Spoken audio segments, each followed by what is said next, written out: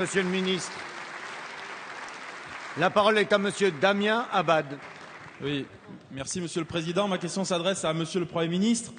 Piège sans issue, tel pourrait être le titre d'un mauvais film dont le scénario serait l'impossible inversion de la courbe du chômage, avec comme acteur principal François Hollande, vous, Monsieur le Premier ministre, en acteur de second rôle, et Michel Sapin en figurant. Monsieur le Premier ministre, vous nous dites que nous n'avons pas compris les chiffres du chômage.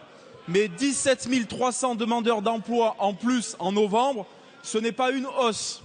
Un chômage des seniors qui n'a jamais été aussi haut, une durée moyenne au chômage qui ne cesse de s'allonger, n'est-ce pas inquiétant pour vous? Monsieur le Premier ministre, est-ce que c'est nous qui n'avons pas compris les chiffres ou est-ce que c'est vous qui ne voulez pas voir la réalité en face? Pire encore, en masquant les réalités, vous prenez le risque de tuer la parole publique et de faire perdre toute crédibilité aux responsables politiques. Et votre pari hasardeux s'est heurté au mur des réalités. Et vous le savez, les Français ne sont pas dupes. Tout simplement parce qu'on n'inverse pas artificiellement la courbe du chômage à coup d'emplois aidés, de radiation massive, de statistiques tronquées ou de communication en trompe-l'œil. On inverse la courbe du chômage en stoppant net le matraquage fiscal que vous faites subir aux Français depuis 19 mois. On inverse la courbe du chômage en accélérant l'investissement, le désendettement et la compétitivité. Et on inverse la courbe du chômage en mettant l'accent sur l'apprentissage, sur l'innovation, sur la baisse du coût du travail et la simplification des normes. Alors pour le moment, Monsieur le Premier ministre, force est de constater que vous n'avez réussi qu'à inverser la courbe du pouvoir d'achat des Français qui ne cesse de se réduire comme peau de chagrin. Et il n'y aura pas de recul durable du chômage sans changement profond de stratégie économique. Continuez ainsi et votre politique de l'emploi sera votre échec numéro 1. Alors, Monsieur le Premier ministre, à défaut d'inverser la courbe du chômage, quand allez-vous enfin regarder la réalité en face? La parole est à monsieur le ministre Michel Sapin. Merci Monsieur le Président. Monsieur le Président, Mesdames, Messieurs les députés. Monsieur le député Damien Abad.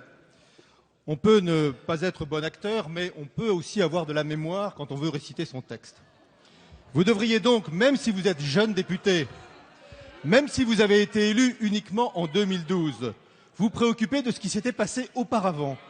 Et vous regarderiez un tout petit peu en arrière, vous n'auriez pas le même air prétentieux de celui qui n'a plus de mémoire. De 2008 à 2012, chaque trimestre, le nombre des chômeurs a augmenté. Voulez-vous que je vous rappelle le trimestre où il y avait 70 000 chômeurs de plus par mois?